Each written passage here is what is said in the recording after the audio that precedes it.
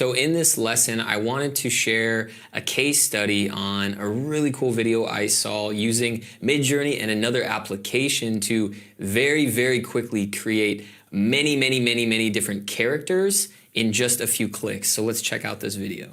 Created these 20 Pixar-style animals in just 30 minutes using Midjourney AI. And while it can be challenging to maintain the style, the framing, the lighting across multiple AI-generated images, it becomes much easier once you get the hang of it. So let's go through the steps right now. The first thing that I did was go to Midjourney Showcase, and I looked for a style of image that I really vibed with. Look at how cute this guy is. I hovered over the image, pressed the 3 dots, and clicked Copy Prompt. I then went to the Midjourney Discord and ran the prompt. Looks similar.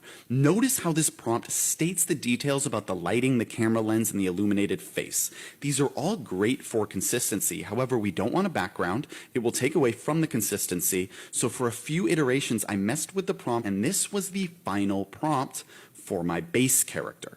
Copy the image address to your base character and paste it in the Google Sheets and drag it down a column. Then create a color column, animal column, accessory column, and prompt column.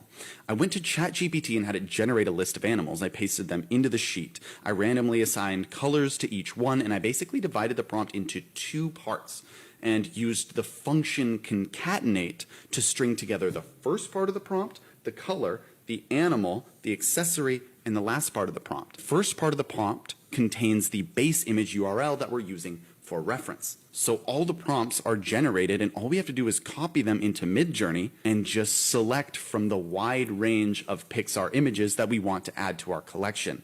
The key is to create a collection that's very consistent. Some of the images will be a little bit off and a little bit different. You want to get ones that have a consistent style because it gets 1,000 times cooler. You can take that entire collection and upload these images into something called scenario.gg and create a generator.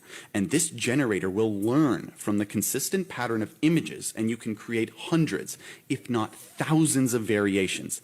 So there you have it. I just wanted to share this cool example of showing and demonstrating how many different capabilities and additional things you can add along with Midjourney to create more art in a much quicker format.